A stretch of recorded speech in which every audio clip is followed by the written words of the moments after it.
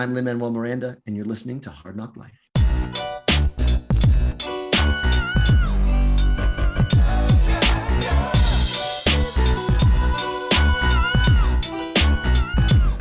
Well, it's the NOC in full color, you see me? The Hard Knock Life, comics, movies, and TV, yeah. Pop culture with a different Your ears do not deceive you. We are back on your podcast feed. Hey Keith, hey everybody. Hey Dom. It's the Hard Knock Life guys, but we're not talking about nerd shit. We're talking about the NFL playoffs and the Super Bowl. What? This is a sports podcast? Because they just fresh happened. And okay, first disclaimer, we should say we're nerds. We understand that the NFL's messed up in lots of ways, right? But we follow it. I just want to put that disclaimer out there. Sure. I mean, superhero movies are messed up in a lot of ways, but we follow them too. Yeah, so military industrial complex has its tendrils in both, right? Yeah, just want to say that. But given that knowledge of how the world works, yes, we're on a sports mode right now because it's going to be the Super Bowl and it's going to be the Chiefs and the San Francisco 49ers. So backing up a little bit. First of all, welcome back to Hard Knock Life. We haven't podcasted in a while. Yeah, hi. And I joked with you that, so I live in the Baltimore area, you live in the Bay Area, and everyone was assuming it was going to be Ravens-Niners. Yep, so I had joked, I said, if Baltimore and San Francisco go to the Super Bowl, we should podcast about it. Well, you held up your end of the bargain. Yeah. I was rooting for the Ravens too. I was rooting for them in fantasy all year. How are you feeling about that, man? I mean, well, I'm not a Ravens fan. I live in Baltimore, but I'm a Chicago Bears fan. Oh, okay. But for that reason, I was also rooting for Lamar Jackson because in Chicago Bears fandom, there has been this back and forth debate all year about should we keep Justin Fields, who was in the mode of Lamar Jackson. He's a running dual threat quarterback. Yes. Or should we, by the GM's machinations, we have the number one pick, even though we were a fairly decent team. We still have the number one pick in the draft this year. So the debate has been, should we keep Justin or should we draft this college phenom named Caleb Williams out of USC? Mm-hmm. And I've been firmly in the camp of keep Justin Fields. And I was hoping that a Lamar Jackson Super Bowl run would add fuel to the fire of keep Justin Fields.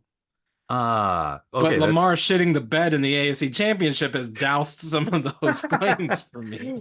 Okay, wait, yeah, so that's a really bank shot way of rooting for your Chicago Bears, for one thing. Yeah. I sort of understand it. And as an outsider and observer, like, I'm not a Bears guy. I get you, good for you. And from the outside, like, I think Justin Fields is just like, aight. Right. And I realize that some people have faith in him and some people are like, let's move on to new quarterback. Yeah. And you were saying you have enough faith that you would like to keep going with Justin Fields on the Chicago Bears. Yeah, okay. Yeah. I mean, again, and this is coming from someone as a Bears fan who's like, I've seen this movie before. So before Justin was the quarterback for the Bears, we had a guy named Mitchell Trubisky. Mitchell Trubisky. Yes, I remember him. And Mitch Trubisky was the second pick in the draft back in 2017. Oddly enough, the same draft that Patrick Mahomes was in, and Patrick Mahomes didn't get picked until number 10. Whoa. Funny how that works sometimes. Funny that, right? And so, like, the Bears sorry, for you nerds who don't follow NFL at all, Patrick Mahomes is the best. Everybody knows Patrick Mahomes. Oh, I don't know what people know. Well, Patrick they know Mahomes and Mahomes. Is the most dominant football player in the world currently. He's the guy who throws the ball to Taylor Swift's boyfriend. Yeah, thank you. Yeah. He's that guy. Mahomes and Maauto. He's the Mahomes part. Right. He's one degree removed from Taylor Swift in that. All he does is film insurance commercials and win Super Bowls. That's like all Patrick Mahomes does. Okay, yeah. So yeah, he was the number 10 pick in that draft. But the point is the Bears have this like funny pattern of, in 2017, the coach of the Bears was John Fox. And he was in his last year. He was going to get fired because his team sucked. So we drafted Mitch Trubisky. John Fox gets fired. We hired Matt Nagy. Matt Nagy takes the Bears and Trubisky to the playoffs 2 years in a row. But then we quickly decide Matt Nagy's not the guy. But before they fire Matt Nagy, well, let's take another shot in the draft. Let's draft Justin Fields. Justin Fields gets drafted and Matt Nagy's lame duck coaching year. Nagy gets fired. And then Fields has to go through a coaching upheaval. And now it's 3 years later, Matt Eberflus, the coach of the Bears, is retained, but and he's essentially on the hot seat. We're gonna go ahead and toss away our developing quarterback to draft another rookie. And if the Bears don't improve next year and they fire Matt Eberflus, we're just repeating the pattern of draft a rookie quarterback. There's no improvement quick enough. Fire the coaching staff and start all over again. What I'm worried about by drafting Caleb Williams is 3 years from now we're in the same boat. Yeah. So are you saying like this sort of reflects a thing that Adam Fortner is it one of those deals where the quarterback doesn't have consistency in his coaching, so he's not developing like as to his full potential? That's what I think. Okay. I think like Justin to me has shown enough flashes that he can be a good quarterback and potentially a great one if he was surrounded by the right staff. And so like for the last 2 years, his offensive coordinator is a guy named Luke Getsy, who was, in my mind, a sleeper agent for the Green Bay Packers because he was Aaron Rodgers' quarterback's coach, and he comes into the Bears and just to like ruin our prospect, and now he's got fired. So I mean, at this point, it's kind of like, again, anyone who's listening to this who's part of Bears fandom has heard this debate back and forth for a year now, ever since it looked like we were going to get the number 1 pick in the draft. Because the reason we have the number 1 pick in the draft is that last year, during the draft, we had the same conversation. Should we keep Justin or draft a quarterback? Because we did suck last year. We had the number 1 pick. And we decided we're going to trade the number 1 pick to Carolina. They give us a haul. We got their pick. We got their number 1 pick for next year, which is the one that's coming up. And we also got DJ Moore. So I hope you drafted DJ Moore. I think DJ Moore is solid. Oh, DJ Moore was awesome. And I had him on my fantasy team. And he had a career year this year. Yeah. Guess who was throwing the ball, but whatever. And so because of that, everyone expected the Bears to kind of take a leap. The problem is we didn't take that leap quick enough because we started the season 0-4. Yeah. Justin didn't look good, but primarily because the scheme we put him in was Luke Getsy saying, I want Justin Fields, again, who's in the mold of Lamar Jackson. I want you to be Aaron Rodgers. So I'm going to change your footwork. I'm going to change your mechanics. I'm going to change your timing so that you can be Aaron Rodgers, when he should have been leaning into Justin Fields' skills. Yeah. And it took them 4 weeks to realize, oh, maybe we shouldn't do that. And then the week 4, Justin, you be you. After he called out the coaching, by the way, you go be you. And against the Broncos, he had his best game of the season. He was like 12 for 12 in the first half. He had 300 yards. We lost that game because the defense collapsed. Yeah. And the three losses we had this year against the I'm sorry, this has become not just a sports ball podcast, but a Bears podcast. But it's the Chicago Bears. Yeah, I'm waiting for you to go through it, man. Yeah. I talked to Bears fans. That's why I decided a podcast. I needed to like get this out of my system. You have to process it.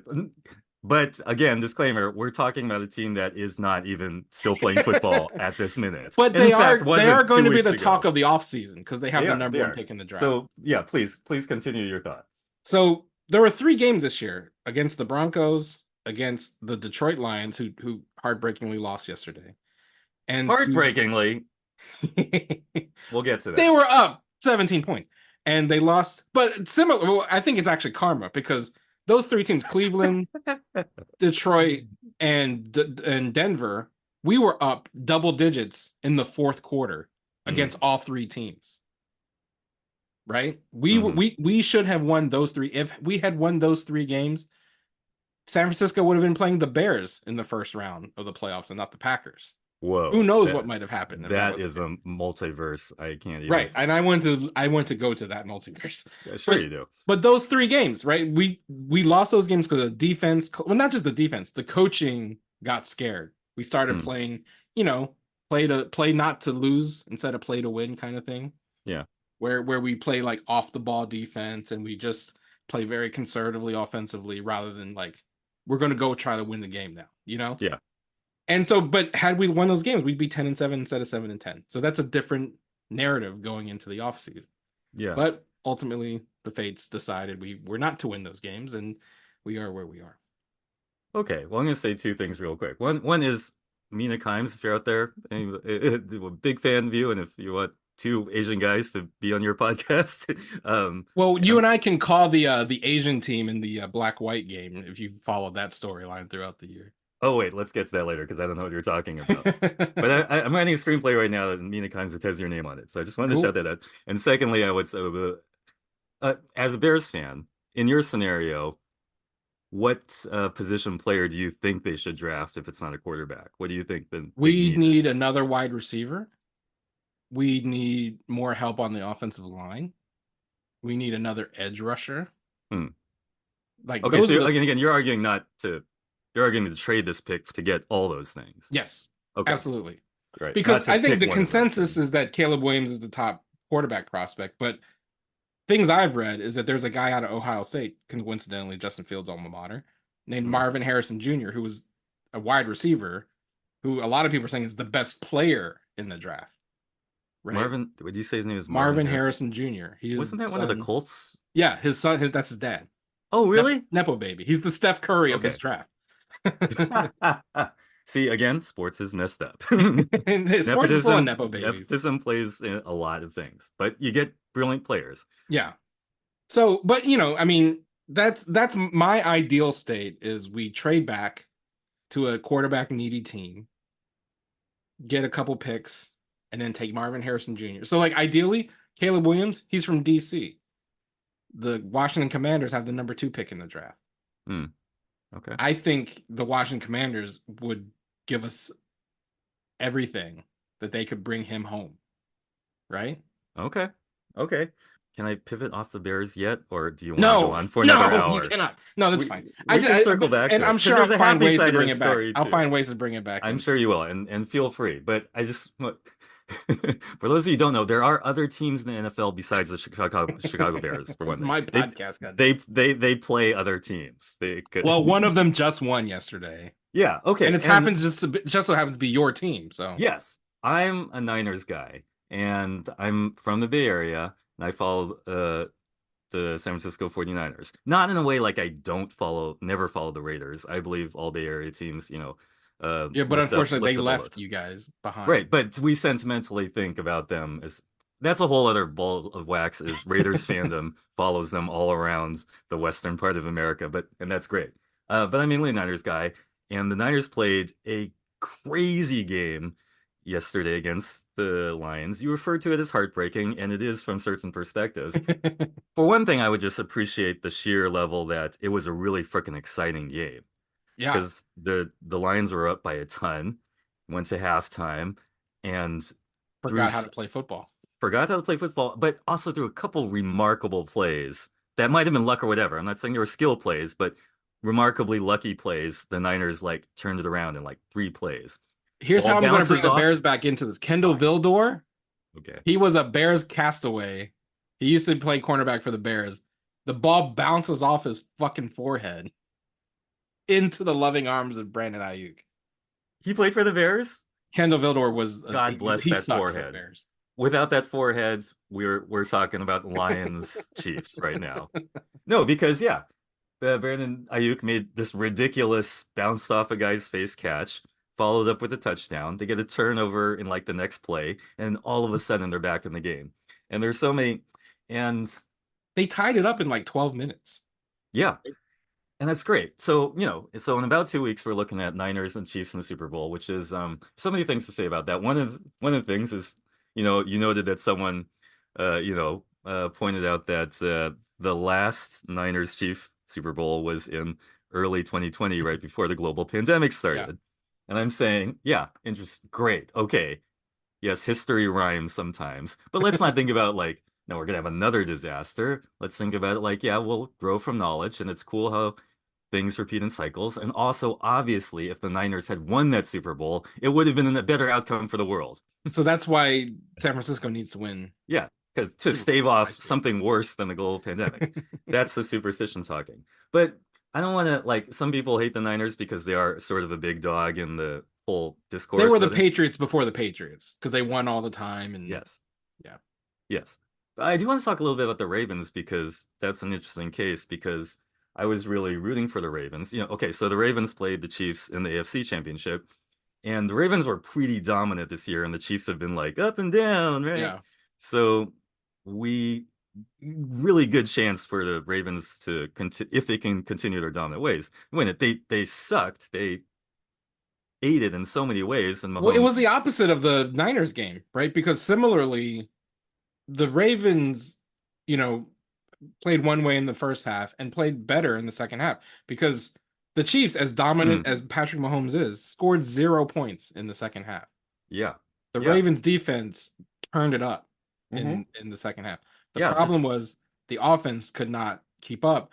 And I, you know, like I don't put it all on Lamar. Like talking about crazy plays, there was a similar play to the Ayuk thing. Not similar in the sense that it bounced off a guy's head, but it's similar in that it was a crazy ass play that I've never seen before. I oh don't know if yeah, you recall 10 years ago or so, Giselle Bunchkin, who was Tom Brady's wife at the time, they are now since divorced, was talking to like there was a quote where she was like, "It's not like my husband can catch the ball too," right?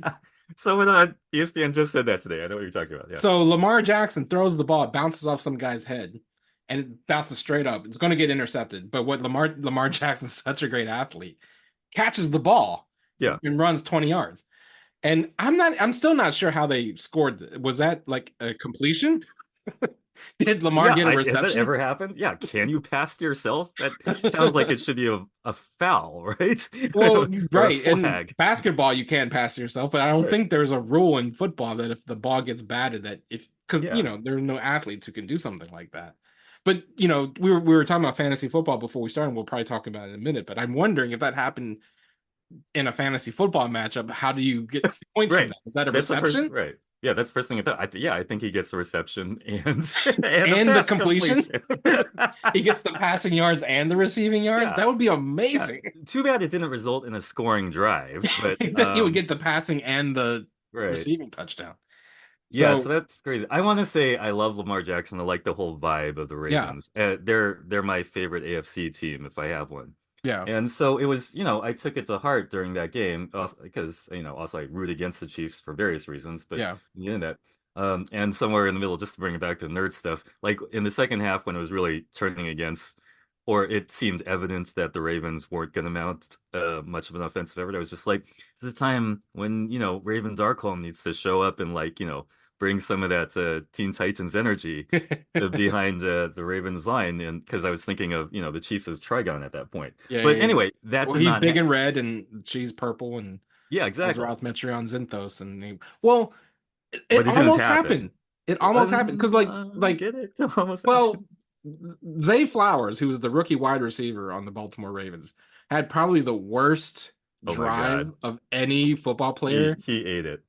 So he's the one And he's a who good caught. player. He's a good He's a player. great But player. He caught a 50-yard bomb from Lamar and would have set them up beautifully to score. But after catching the ball, he gets up, he pushes the defender, yeah, spikes the ball in his face, and then flexes in front of him. All three of them would have been a taunting foul. yeah, yeah. The fact that he Stupid. does all three together, Yeah. I don't know. I almost feel like it should have canceled it out, and they should have just let him play. Yeah, and it's weird because when I was watching it over the season, one of the things I like about the Ravens is I think they have relatively little drama. Like they're Yeah, really tough, they were but very they're undisciplined yesterday. yeah, they're really tough, but they don't like create like we aren't talking about the freaking Travis Kelce and the commercials and all that stuff. They just do their business and play hard football. But for some weird reason in the game yesterday, they were like mentally all over the place. I mean, some of those personal fouls I thought were kind of bullshit. I mean, I think Zay Flowers deserved the taunting on Oh, that well, call yeah, for he did sure. because it was out of pocket. Yeah, for sure. I mean, like I said, if he had done any one of those things, it would have been a foul. He did all three, which was hilarious. Yeah, yeah. Well, that's not even the worst part of the drive. So Oh, yeah, go whatever, on. they It moved gets back the ball better. 15 yards. So instead of being at the 10, they're at the 35. Whatever. They still are in striking distance. And in fact, again, a beautiful play by Lamar and Zay. Get this slant uh, pass, he catches it, and it's second down. He dives for the end zone. And in doing so, one of the defenders on the Oh, Chiefs peanut punches it out of his hand. yep. And this to me, I'm not sure how I feel about this rule in football. If you fumble into the end zone, it actually is a turnover, Hmm. and the other team gets the ball, and that's what happens. Because he forced the fumble and it goes into the end zone. Now they've instead of scoring 6 points, they're turning the ball over. Yep. And that's what essentially ended the game. And just the cherry on top of that Sunday is Zay Flowers, in his frustration on the bench, like slams his fist against the bench and lacerates his hand. So it's like, Yeah. good Again, job, mental dude. mistake. Don't do that. Right, please don't do that. And if I'm not mistaken, I think I'm paraphrasing someone on ESPN today. Wasn't the guy who caused the turnover the guy who he just taunted? Probably. I think it was. To bring it back to the guy, the ESPN person made the joke that, oh, that's karma, because they're making Yeah. all the Taylor Sure, Swift jokes yeah, and they yeah. probably can. And karma, great song. Good job, Taylor Swift. But that is totally karma. You taunt for no reason, you take a penalty, and then that guy freaking steals a touchdown. That was a great play. It Yeah. was, and the thing is, like, the reason I brought up it was second down, you had no reason to stretch for the score. Mm. If you're a smart football player, just go down. Because Yeah. when you stretch, I think Greg Olson, the announcer for the Niners Lions game, a couple weeks ago, he talked about this, because this is a point all season, because this happened a few times where someone fumbles the ball as they're kind of diving for the end zone. Right. But what you do is you put the ball in danger because you're stretching out, you're not securing it. And if, again, everyone's adrenaline is moving and you're trying to like be the hero. But if you just go down at the one, you have 3 more chances to punch it in. You don't need to score it. It's not the end of the game. It's not the last play. Yeah, right. It's a really interesting analogy, and I think in football, the thing of like people trying to be the hero versus trying to be on the team and help the team win, that comes up again and again with quarterbacks like Josh Allen, whether you're a game manager or a guy who just like does everything yourself. Right. And it's really interesting. I mean, just in the macro, to the point of like male ego and how we build up, like, not only do you have to be the quarterback, you have to do like super elevated things on TV, which sometimes mean you don't even win. So that, I know, I think that's an interesting. It's a thin line between hero and villain, right? Right. So because again, like, I live in Baltimore, and I think it's pretty consensus that, well, I think there are 2 villains from a Baltimore Ravens fan. It's Zay for just the boneheaded, decisions. But also it's on the coaching, because the Ravens got here because they were a vaunted rushing offense. Yeah. And the Chiefs were an historically bad rushing defense this year. Yeah. And we decided to run the ball, I think, a total of 11 times in the entire game, which, for those not familiar, not very many times. And that was mystifying, because the Ravens, as you said, good rushing team this year. Really good. Yeah. And I think it goes back to what you were saying about like the idea of quarterback play, and, not to bring Justin Fields back into the equation. It's okay. But there is this debate. That's the Justin Fields, Caleb Williams debate, is we need a pocket passer or a dual threat running quarterback.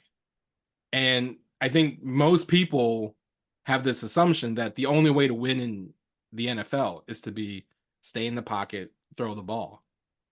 Right. And some people would. Yeah. And, like, for example, last week when the Ravens won the divisional playoff game to get to the AFC Championship, Lamar had 150 yards passing. Mm-hmm. And, that is not a lot for, like, a standard NFL quarterback. You think 250 is probably the average for a quarterback. If you throw for 300, that's a more elite level. If you throw for 400 yards, you're like God tier, right?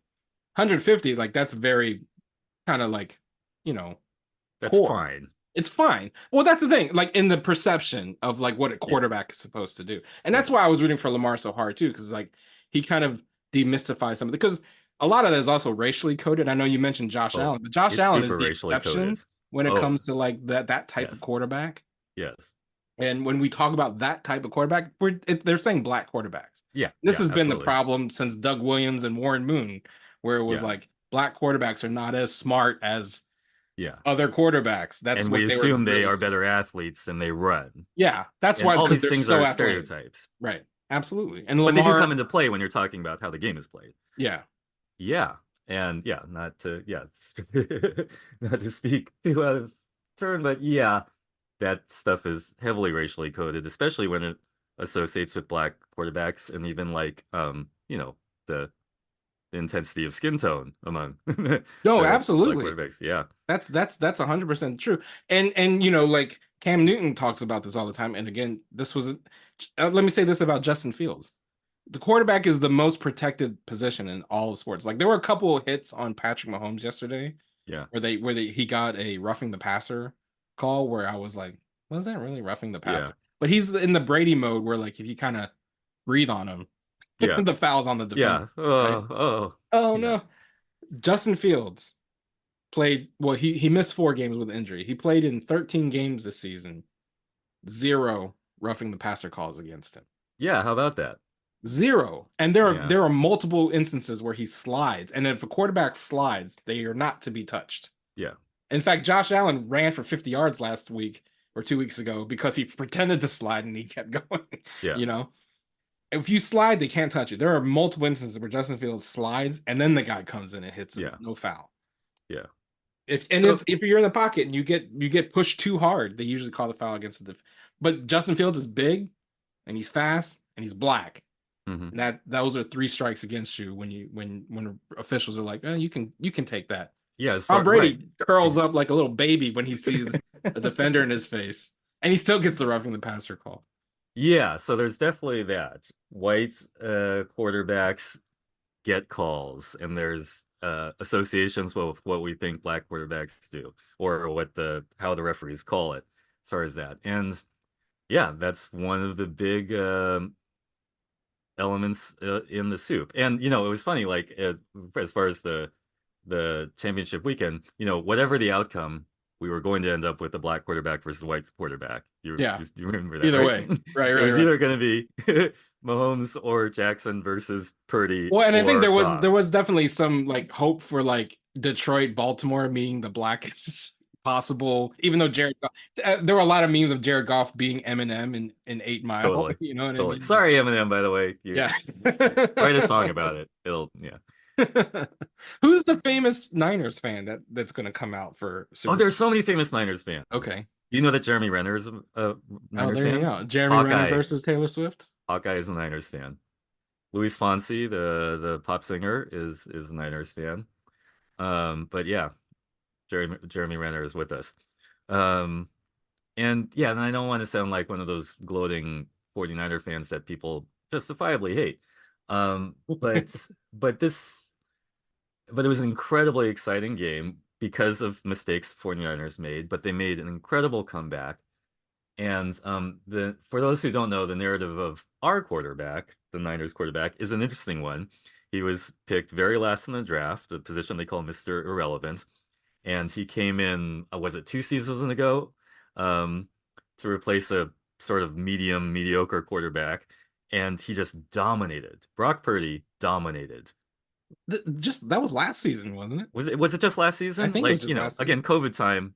Don't know. By the way, I'm recovering from COVID. I didn't mention that part. So if I sound insane, that's why. Knock on all the woods. I think I'm coming out of it. COVID's still going around, everyone. This is your first time too, right? In 4 years. Yeah, I somehow missed it during the past 5,000 years. But it's out there. Anyway, but so during that you're time, totally not a COVID hipster because you're just No, I've only had it the once. Yeah. I was on a respirator. No, I was no. not. No, I haven't had the 3 different strands. You just froze. Are you still there? It's because you made an off-color joke. Your feed froze. Okay, I got you. But just to continue the Brock Purdy thing, for people who don't know, completely dominant for a long won every game. The Niners last year they were in the championship game again, and Purdy got injured. Mm-hmm. So he had to come out, and the Niners end up losing. And we end up with whatever we ended up with.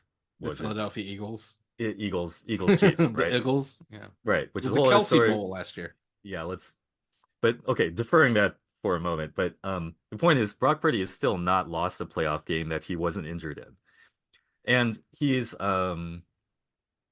basically Rudy from the movie, right? He's as far as if we're talking about white quarterbacks, like he's like sort of he seems like a pleasant, very like low key kind of dude, and he was picked last in the draft, so it's very difficult even for sports pundits to talk about him because they compare him to the superstar quarterbacks, and they're always like, but that guy relatively is nothing because he didn't come in the first 2 rounds of the draft or whatever. But as far as results, has never lost a playoff game that he wasn't injured in. So, and that's pretty good. And again, for Bay Area people, Brock Purdy is a weird reincarnation of Buster Posey. They have the same sounding names. They're both unassuming white guys who came out of nowhere to transform our teams into world championship level teams. And that's baseball. That's baseball, yeah. But Buster Posey had a similar sort of unassuming entrance into the league in baseball, but he undeniably made the San Francisco Giants win 3 World Series. But he's just like, but again, just to contrast with people like Josh Allen, no drama. He's just like a dude who is like a prodigy. Anyway, that's the weird analogy. Brock Purdy is kind of like that. So this guy, who was Mr. Irrelevant, is facing Patrick Mahomes, who the only thing I like about him is he has my last name in his name, M-A-H. No, I mean, I like Patrick Mahomes. He's all right. But Brock Purdy is facing Patrick Mahomes, pretty much consensus, the most dominant football player. The heir apparent of Tom Brady. In fact, I think like there's that weird year where Joe Burrow and the Bengals were in the Super Bowl, but like the last 10 Super Bowl AFC champions, it was either Tom Brady or Patrick Mahomes. Yeah. And he's got lots of funny things about him. You know, he has weird sidearm throwing style. He's like, you don't really, well, anyway, his genius is not, well, for one thing, it's not really flashy. And I like that about Mahomes' game. He just gets shit done. This year he's a little bit. He became a little bit of a whiny bitch this year, though. I feel like. No, I mean he's in way too many commercials. There's that. Yeah, well, yeah, there's that. No, there was that whole like the game between the Bills and the Chiefs, not the playoff game, but like there was the Bills Chiefs game in the regular season, where there's this amazing play that like Travis Kelce laterals to Kadarius Toney and they score, but he was lined up offside, so it didn't count. Blah blah blah. And like Mahomes, instead of like shaking Josh Allen's hand, he's just like bitching the entire time. Oh yeah, he had such a fit. He was like, offsides, what the fuck? Yeah, no, you're right. You're right. But the Niners Chiefs matchup, the Purdy Mahomes matchup, is also an interesting wrinkle in my Justin Fields debate. All right, go on. I'm listening. No, because the idea is you need the dominant, can do everything quarterback that transcends everything, and the Niners is actually proof to your point. He's this Mr. Irrelevant, the last guy in the draft, but we built a team where they got Christian McCaffrey, Deebo Samuel, Brandon Ayuk, George fucking Kittle, like awesome weapons around him. That offensive line is no joke. Their defense is amazing, right? Like you have a team. It's not just like Brock Purdy's great. I'm not saying he's not, but he's not out there. He didn't will the ball off of Kendall Vildor's helmet into Brandon Ayuk's hands, right? Like, yes, the gods willed that, but yeah. No, but you know what I'm saying? Like, I saw a joke going around on Twitter about like, oh yeah, I love how Brock Purdy made Brandon Ayuk catch that ball. You know what I'm saying? Like, that is my point is not to take anything against Brock Purdy, but it's that the quarterback himself is not the sole reason anyone wins a game. Right. There's Coach Kyle Shanahan is probably the most like lauded offensive genius in the history of football. You know what I mean? Like his tree, or his dad's tree, is this like infected the entire league, right? Like everyone has come from the Shanahan tree. Yeah. So like that's the thing where I'm firmly in the camp. You build out your team. Yeah. Ultimately, doesn't matter who the quarterback is, and if you have a serviceable to great quarterback, they will. And the Super Bowl is littered with champions where the team and the quarterback, where the quarterback of the team is not like a superstar. Joe Flacco and Trent Dilfer both won Ravens Super Bowl. Was that guy? Was it Nick Folk or something? Yeah, Nick Foles. He won the Super Bowl for the Eagles, right? He was a backup who won the Super Bowl for the Eagles. So it's the superstar quarterback is not the guarantee. So everyone who's thinking Caleb Williams is going to come in and be the superstar, that's a lot to ask for a rookie quarterback. Not every, and I think C.J. Stroud, who was the rookie quarterback this year for Houston, is not. He's the exception. He's not the rule. He's the exception, not the rule. But he is exceptional. We agree on that, right? Yeah. C.J. Stroud, bigger story than the Cowboys. I'll just say, as an Niners fan, I hate the freaking sort of Cowboys. Let's talk a Oh. little bit about the media narratives for a second. Based on going off what you just said, sports media, ESPN, blah blah blah, they talk endlessly about the quarterbacks. They talk way too much about the Cowboys, who are fully out of it. But let's not worry about that. They talk about the quarterbacks as if like that's the whole meat of the thing, when it is actually team game. And you know, the nerdy ones like Ryan Clark or whoever will they say, you know, Patrick Mahomes is Thanos, or whoever the most formidable quarterback is Thanos. And on the other side, they'll say, well, maybe the Niners at one point had like the Avengers of an offensive line. And that's an instructive comparison as far as, and to keep our nerd references going, is it a team game or is it the one super powerful guy game? Do you want to be part of the Avengers and win the game? You want to have the one guy has superpowers, but that's the question. And we'll get to see this question in the following in the coming matchup, because Mahomes in this setup is Thanos, and the 49ers are a very well assembled bunch of role players like the Avengers. And so who do you think wants to stretch it out even further? Right. 2019 was Infinity War, when the Avengers lost to Thanos. Right. Because everyone's the same except the quarterback. Brock Purdy wasn't the quarterback. It was Jimmy Garoppolo in 19. Yeah. But everyone else is essentially the same. Yep. Yeah. So how about that? But now you bring them back in Endgame. Maybe this is the Endgame. Maybe, and you know, 4 years later, and I love this analogy as a Niners fan. I know other people are hating on it, but this is the part where we get back at Thanos. Yeah. With a different guy. Well, and to your point that, like, is it a team game or is it an individual sport? I think football, more than anything, is a team game. Yeah. Because for sure. For one, it's 11 different people on the unless you can pass and catch yourself like Lamar Jackson. Well, unless you're Lamar Jackson. We'll leave that aside for a second. Right. But no, but there's 11 people on the field. Lamar Jackson is like Spider-Man or something. No, he's awesome. Yeah. But go on. No, but there's 11 different people on the field at a given time. Like Mahomes isn't playing defense. Yeah. So you can go out there and score 30 points like Justin Fields and the Bears did last year.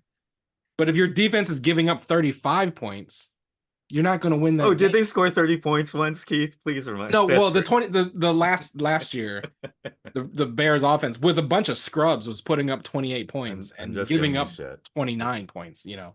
Go on. I'm going to keep bringing it back to the Bears because, you know. One of these days, go on. One day. We've been to the Super Bowl. We'll get them next year, Charlie Brown. As great as, like, we are a charter team of the NFL. We've been to the fucking Super Bowl twice. It's unbelievable. It's not fair. But you know, but that's what I'm saying though. Like the quarterback isn't out there playing defense. Right. You know, so like basketball, one guy can take over a game. Absolutely. Baseball, the pitcher is probably the most dominant player. True. In the pitcher game. can decide the game. Yeah. The pitcher, I mean, and if you're Shohei Ohtani, you do both.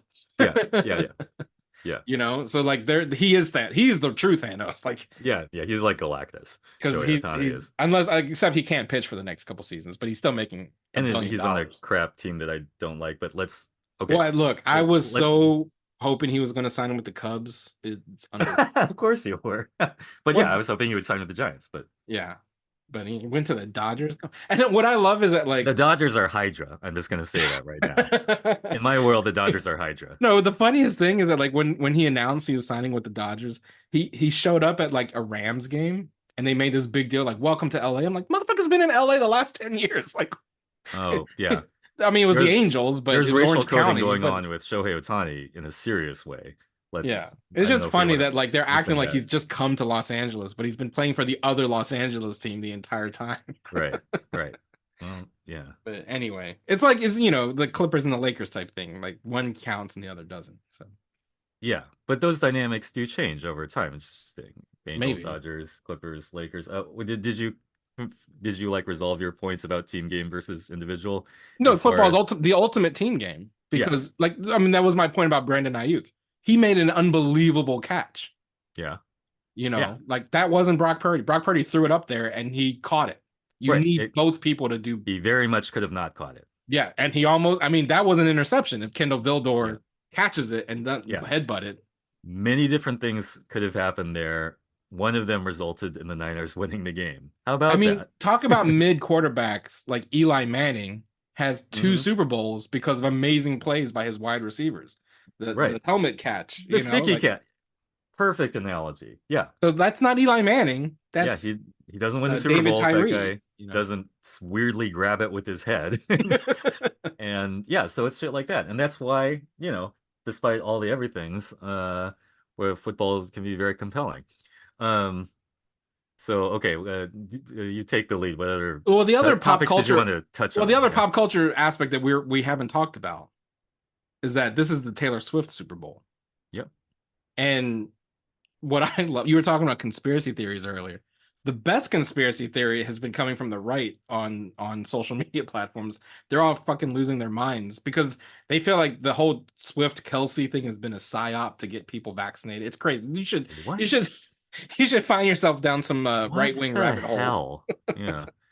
But what AKA I just log on to Twitter in its current form. well, But yeah, yeah, exactly, go on. exactly. But that's the thing is that like they've kind of twisted themselves into knots because like to them, like I saw someone, I think it was even Vivek Ramaswamy or someone crazy like that. It's like saying she's going to endorse Biden at halftime, and Oh it's God. this whole thing where blah blah blah blah. And it's almost like it's so hilarious that they're all like the entire right is almost rooting for the Niners, even though God, like don't it's say San that. Francisco versus Kansas City. But But wait, Kansas okay. City is this like in their minds has become this like center of like liberal Wait, leftist talk about that a little bit brainwash. more because I'm just a casual fan of Taylor Swift's music. I like her all right. She's thought of as like this I don't know why. wokey like leftist symbol. Somehow. It's bad that she's because I think And that she's whole thing dating is Travis Kelsey to just like I don't yeah, know. one of Who the I mean broiest bros you there's can like be, look, right? there's this Yeah, weird whole kind of misogynist side of the internet sure. that kind of and to your point about the Chiefs, like they were struggling earlier in the season. And I think there was a lot of undue kind of, well, Taylor Swift is the reason because she's a distraction and all that stuff. And to be fair, like ever since she started coming to the games, there was like almost an over, Oh, correction to like let's constantly show Taylor Swift oh in the yeah, yeah. stands kind of thing. They were But showing her at the same constantly time, for no like, real reason, right? but it's also like the same Hmm. people who hate Star Wars because girls, Yeah, right? yeah, It's like Taylor Swift is also bringing in a lot of like female fans to football, yeah, and that's not a bad thing. yeah. But it's like she's the but Yeah, she's I don't also think kind of the I don't know if it's villain. even a political thing. It's just like people who are Well, I mad think at it's women, political and the basically. It's misogynist misogyn. Yeah, it's just general misogynist misogyny. taking over one Like, half of the political, why do we like have to see this lady when we're watching who is also football? like the Yeah, most famous like music artist. yeah, right. So on that side, yeah, I am totally, yeah, Taylor Swift be at the football game and bring it to cross fandoms. That's great. I mean, it was obnoxious how much they showed her on the camera work, but that's just whatever. I mean, an Because interesting wrinkle is apparently she's performing in Tokyo the Saturday before the Super Bowl.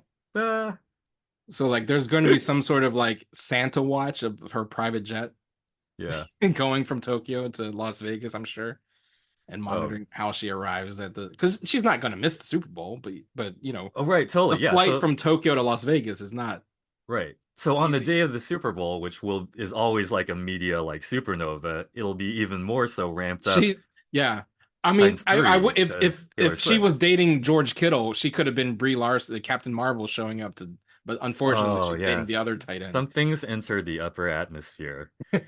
Oh man. I love that analogy, I Well, it's do. just the wrong Uh, team, though. Is the problem. yeah, yeah, I'm not sure if there's a equivalent of She's helping out Cull Obsidian instead of yeah. I Captain mean, America. as long as we're gossiping, did you happen to know that Haley Steinfeld slash Kate Bishop goes out with Josh Allen of the Bills? No, we'll see if the Bills had not shit the bed in Yeah. their game against the Chiefs, maybe it would be Hailey Steinfeld versus Jeremy Renner. We could have had that. Oh my God, you're so right. Again, Bills, another reason you suck this year. You could have given us the Hawkeye Super Bowl. Oh my God, that would have been so twisted cool. Yeah. Because again, for those who are not following our Wheelers up there, in that scenario, the Buffalo Bills play the Niners, which I would have been happy with. and we would have had Kate Bishop on one side. In theory, I don't know how solid that gossip is, but that's what I read on the whatevers Yeah. about her and Josh Allen and Jeremy Renner on the side of right, being the Niners.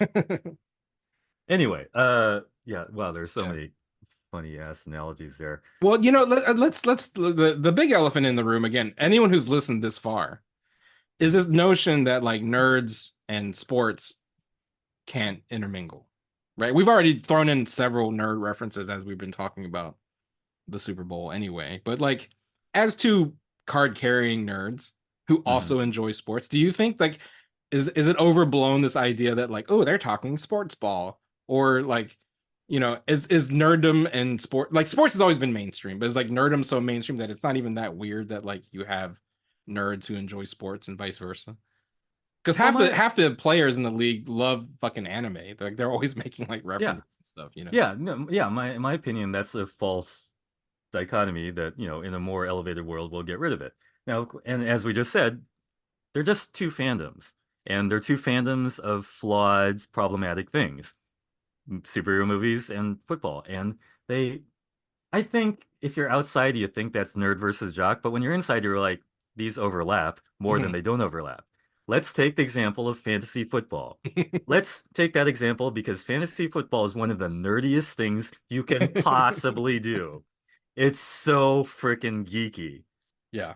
You're like playing with imaginary people and like their numbers and like worrying looking at about stats and you're worrying it's in your D&D actual life. Yeah, jocks. exactly. It's just like D&D role playing, and you're actually worrying whether this running back will get 9 yards or 10 yards, and you don't know them at all, and you're just, like you have some like control. It's so fucking geeky. Since I'm not a big fantasy player, you're more a seasoned fantasy player than I am, but because I got involved in playing fantasy football this year, I really got to feel the strength of how fantasy football, the activity of it is like being a nerd for superhero movies. Yeah. Well, and it's true too, because it's kind of permeated all of like Sean Taylor, of course, has done like scholarly work on this, but like the notion of fandom is kind of permeated throughout like all parts of culture. But sports has been one of the originals where it's like my colors versus your colors, my city versus your city. And like for example, I'm from Virginia, I live in Maryland, but I root for Chicago sports because as a kid, I was at that age that was a very pivotal age for me when the Bears won the Super Bowl. The same year Michael Jordan was a rookie. The same year that I used to watch WGN G.I. Joe cartoons that would be followed by like WGN was a superstation coming out of Chicago. And in where I live, that's where I watched G.I. Joe cartoons.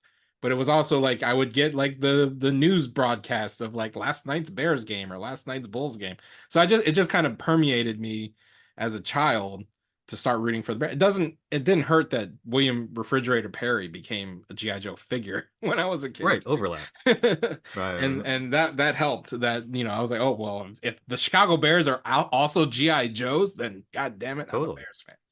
Yeah, so that's how I became a Chicago sports fan. But that said, I hate the city of Green Bay, Wisconsin with a passion, and I've never even stepped foot in the state. But just because I root for the Bears, I cannot root for the Green Bay, and I actively loathe anyone who wears green and yellow, including that vaccine denying motherfucker in New York. Right, and that's mental, but it's part of fandom. Yeah, and phantoms. And phantoms. Sorry, but I think that's so interesting. Again, yes, me a similar thing. Yeah, there are things that are on TV and they're very formative.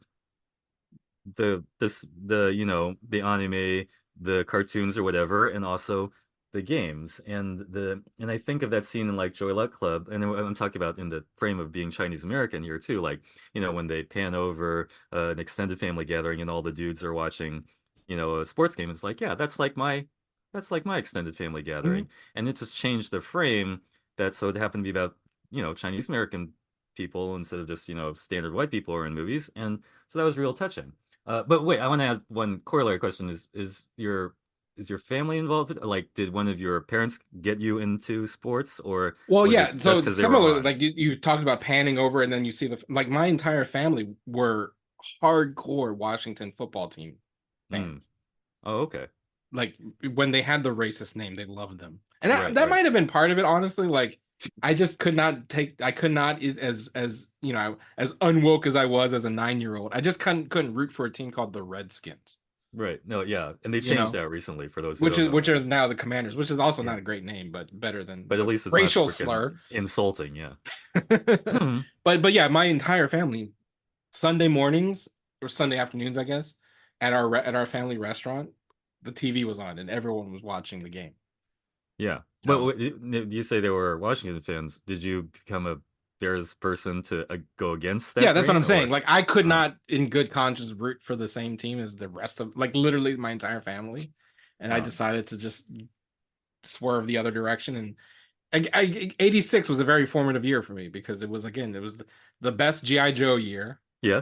Good GI Joe, It was the Bears Super Bowl. I mean, I think the other thing, we visited Hong Kong that January, and we had a layover in Chicago, and I think I was just surrounded by the Super Bowl shuffle and like yeah. all of that. Jim McMahon, Walter Oh, yeah, there was a Payton. whole song, right? Yeah, yeah. I remember It was this a whole year. song, right? The Super Bowl Yeah. shuffle That was was one of those years when the Niners didn't win the Super Bowl. I remember that vaguely. Yeah. yeah.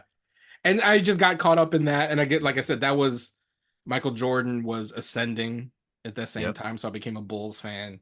I never really paid attention to baseball. In fact, this is the first year I decided I would be a Chicago Cubs fan. Yeah. Because I never was like into baseball.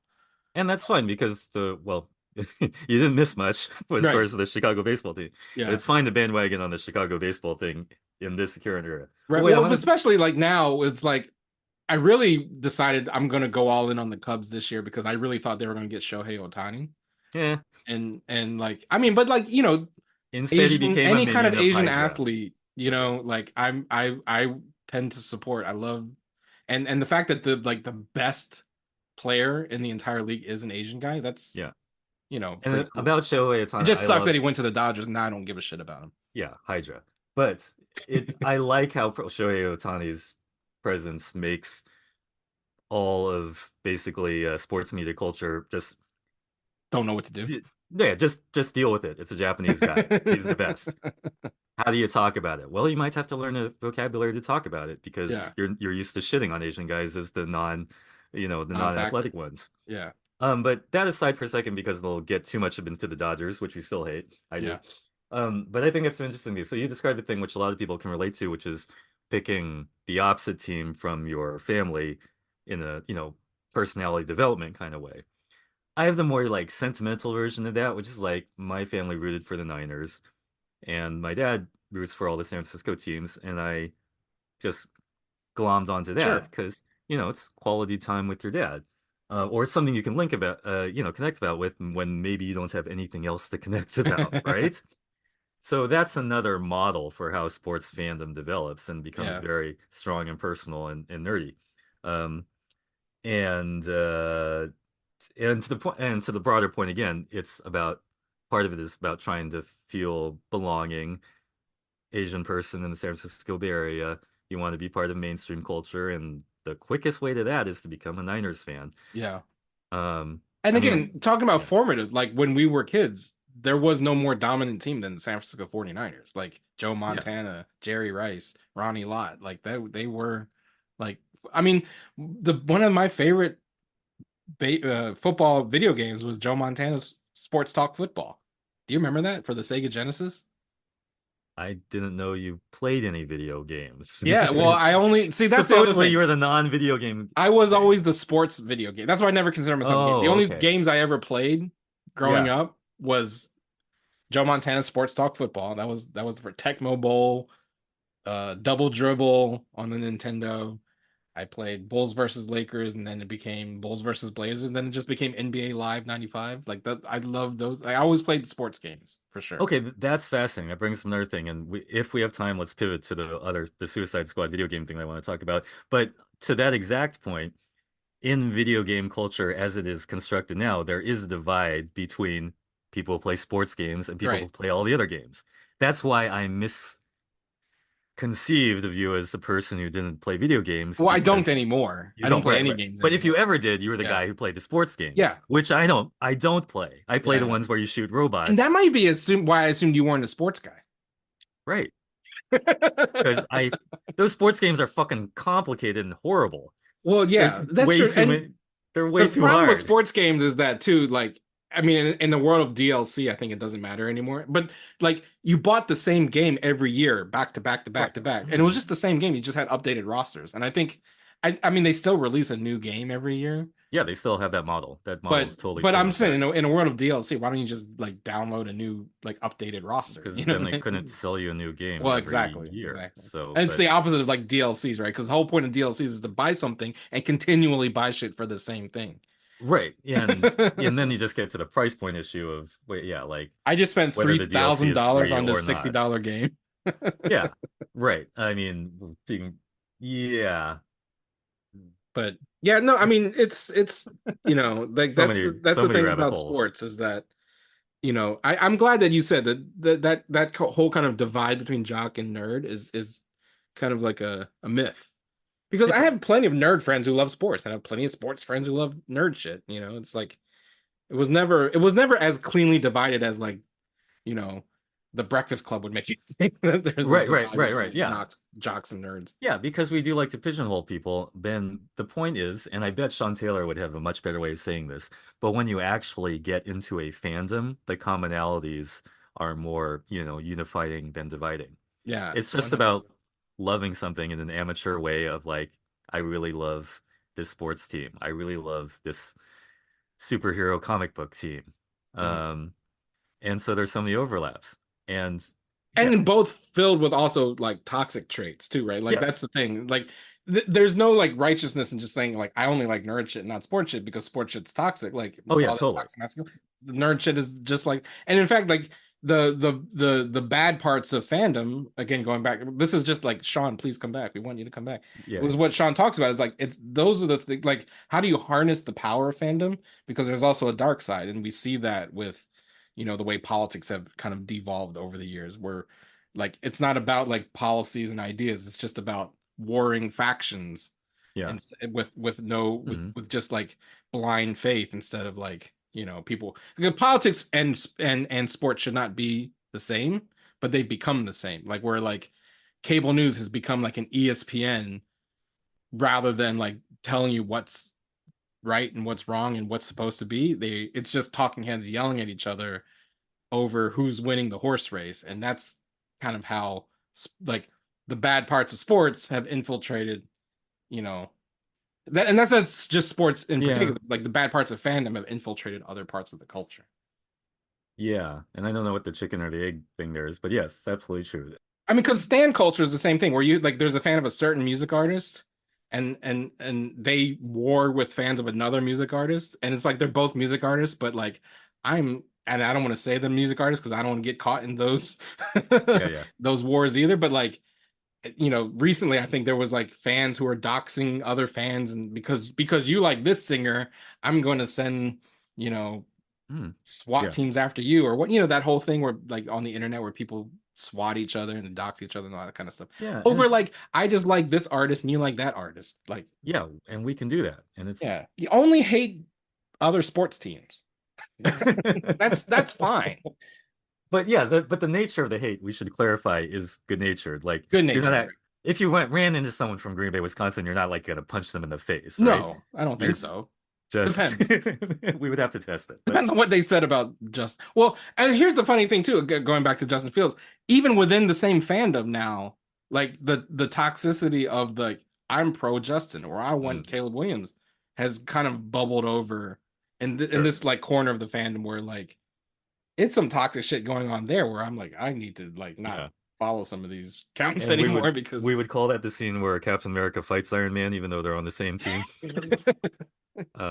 Intramural Chicago Bears conflict. Yeah, exactly. And that's why I want the draft, like the Super Bowl, to hurry up and be done, and the draft to get here, because I'm tired of like the incessant, so tired of it that I had to contribute to it with this podcast today. I mean, it's been delightful to talk about sports and nerdy fandoms with you in this way, but I don't know what to say. I'm sorry. No, what I want to say is I don't care because I don't care about the Bears at all. But Yeah, that's fine. I care about your opinion I don't about really it. care about the Niners, but I'm letting you go on, so it's all good. I Our really don't have crucial a dog in event, this fight at all. our crucial event is the Super Bowl in 2 weeks. Your crucial event is the draft in about what, 2 months or 3 months. So let's just That's if we're scheduling our lives. no, that's some like elite level shade you just threw at me too, which is awesome. I appreciate that. What? No, because it's like, You're- oh, I have to worry about the Super Bowl. You worry about the draft. Come on, that's I some do have elite to worry level about the Super Bowl before I can even think about the draft. exactly. No, How it's am I great. going to I put love it. any psychic energy into thinking about the draft when the Super Bowl's in 2 weeks Yeah. between Look, Brock I love Purdy it. and the X Force versus, Well, Apocalypse? here's the thing. Before we wrap up, here's the thing I wanted to mention. Yeah. This is not the first time we've talked about the Super Bowl on this podcast, but usually we talk about it in the terms of like, what trailers are you excited for? So let's bring that back. Are Mhm. there any trailers you're hoping to see during the Super Bowl? I don't think they've announced which ones are going to be coming at the Super Bowl, but No, I'm glad you brought that up because I was going over the other day like what the releases are this year, and you probably know this. Like, it's a funny year because there were these strikes, everything got rescheduled. Not a big Marvel year. There's no Deadpool, isn't Deadpool coming out? Deadpool. Yes, Deadpool 3 is supposedly coming out in July. But that's the one like tentpole big Hmm. Marvel Universe related one. I don't think there's a big DC one later. Anyway, Well, there's not a DC Universe one, but there's a Joker sequel coming out this year, right. which is the I Harley don't Quinn even movie. we can take that another time. I don't even give a You shit don't care. about I Joker know. 2. I give slightly a shit like what's Lady Gaga gonna do? That's interesting. And but it's a musical. like, That's why I okay. here's my 5 seconds on Joker Because 2. they might show a trailer for that, honestly. Well, They yeah, might. right. Well, those are the two big like DC and Marvel. If there are going to be trailers, it'll be those two. But what I think is potentially cool about Joker 2 is that it's going to piss off all the people who love Joker 1. Right. Like the And don't types like of fans musicals, who right? love Joker 1, right? It's that like again that toxic masculinity of like, the guy who's always put down and everything, blah blah blah. Like, Yeah. like Joker 1 was about like here's how incels become, right? And that's I love that movie. Yeah. And Joker 2, I think The is going to really be mean like, incels, right? yeah, here's the musical version, and I think that's going to piss off starring a girl, and I think Right. that's going to piss off a bunch You of know like, what, Keith? I think that's a very apt take, and I really hope you're right. I really hope you're right. like all the people who hated Birds of Prey are going to hate this too. Yeah, and Birds of Prey is the best. But yeah, okay, yeah. So as far as that, apparently it's a funny year for. Apparently there's a Gladiator 2. Did you know there's a Gladiator 2? No, with No like one does, right? same universe. Same The Russell universe Crowe as universe? Gladiator 1. I believe Ridley Scott's directing it. Oh wow. Denzel Washington's in it. Like, and I What? didn't even know this shit. No, there's a Gladiator. There's a trailer online. There's Cool. gonna be Beverly Hills Cop 4. That I heard. I did see that. Yeah. I believe there's an animated Transformers movie coming out and a Godzilla movie. Not Godzilla -1, but Right. Well, a in the new- MonsterVerse, in in the the Monsterverse. Monarch King Kong verse. Yeah, it's Yeah. it's like he teams up with King Kong, right? Yeah, Godzilla and Kong versus I'm not sure what, but maybe we'll see. So those are the ones that were most on my radar as far as the classic idea of big superhero movie. Big Genre. Super Bowl. I Yeah. misspoke. Super Bowl movie trailers. Do any of those grab you, or were those what No, you're I talking mean, about? I'm not a big Deadpool fan. Like I don't like they're Yeah. fine. Like That it's one's also whatever. questionable as far as the texture of the fandom, right? But Yeah, right, exactly. And just the character itself, like I was never like, oh, I love Deadpool. Right. He's Yeah. fine. And Ryan Reynolds is whatever. yeah. But No, he's great in the role. But yeah, go I'm on. sure like if there's a trailer I'm excited, like that I'm looking forward to, I guess, it would be just to see what the Deadpool trailer looks like.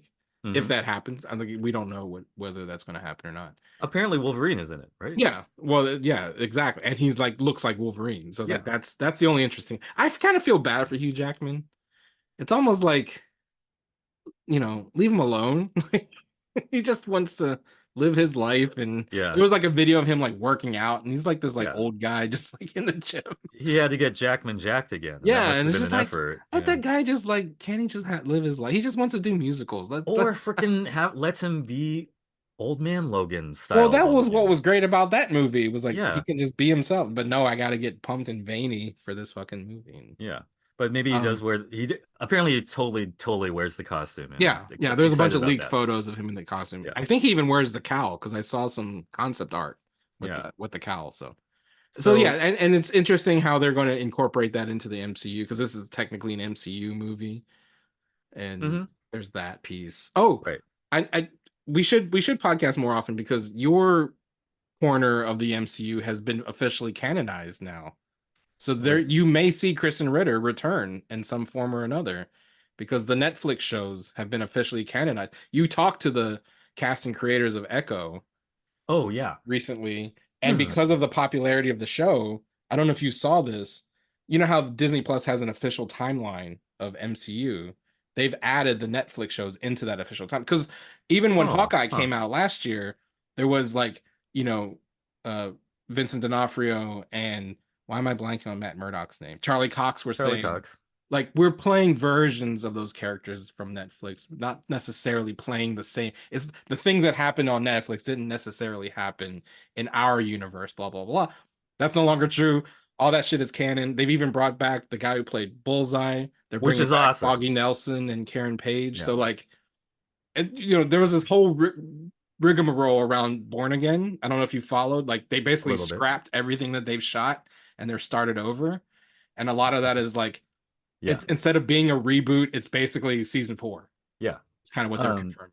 yeah, I got that a little bit. Yeah. And yeah, so I got to uh interview the cast and creatives of Echo, and that was great. And yes, Echo ends up being a bridging point to Daredevil, and so by extension, Jessica Jones and Luke Cage, and we won't talk about the other one right now because we don't have enough Oh time in the no, day. if they bring back Jessica Henwick to play Iron Fist, I'm all for Exactly. Good call. it. That'll be the defenders we wanted and don't know if we deserved. Yeah, But exactly. Exactly. but yeah, so that's great.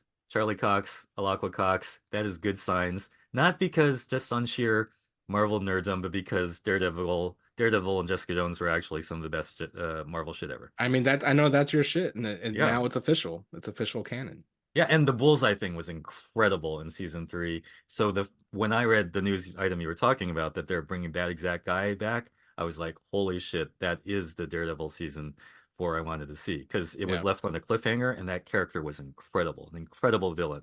Good job. Okay, so yeah. Yeah. Well, I guess we'll end there. There's a segment we used to do on the old show because this, of course, is the Sports Center version of Hard Knock Life, but we can keep it. We can keep it. And it's what's nerd poppin', and that's the part where we talk about what's the thing you're excited about. Is there? I know you were excited about a certain video game coming out, Oh even though yeah. other people apparently are not excited about this game. Yeah, again, this is a very classic example of where the two teams of nerdom, and I don't know if I can even like make it short, but the short version is there's a video game called Suicide Squad Kill the Justice League by the people who made the Arkham series of video games, and it's supposed to come out this week, and the buzz around it is very divided, super divided, and I got to play a little alpha test. I'm on the team of I think this game is going to be fucking awesome, and I'm still trying to get a review copy if anyone's listening. But because the buzz is so divided, like I don't think they're even doing traditional reviews because they want to game it some other way, Mhm. and so it's really interesting. But the point is, Suicide Squad: Kill the Justice League is supposed to come out this week, and one way or the other, I'm going to play it, and it is what it sounds like. Harley Quinn tries to beat Superman. How do you think that works? I think it's gonna be freaking awesome. So that's what's nerd popping on my general radar. And yourself, Keith? Yeah, there's a couple things like I've been not watching a lot of things, and I'm kind of it's all backing up, but the interestingly one thing we didn't ever podcast about is the death of the DC extended universe Oh yeah, yeah. because the final movie in the 10-year saga of the DCEU came out back in December, Aquaman and the Lost Kingdom. It's now available to stream, Hmm. and I wasn't a big fan of the first one, Hmm. but there's something to be said about like that whole, especially in comparison to the Marvel Cinematic Universe, which was essentially took the same time period that started. Oh, not the same time that started in 2008, but like the post Avengers MCU versus the DCEU, and like I've been watching. This is not to say I even watched Aquaman and the Lost Kingdom because I haven't, but what I have been watching is a lot of retrospectives on the DC universe, and I'm kind of like I'm a little sad about it, honestly. Hmm. It's weird because I was not a fan of like the Snyder movies. I'm still not a Hmm. fan of the those first two, the BVS and the Man of Steel to a lesser extent is fine. But what I am sad about is that we never got the same, because at core I'm a DC guy. You're a Marvel guy, I'm a DC guy. Yeah, okay.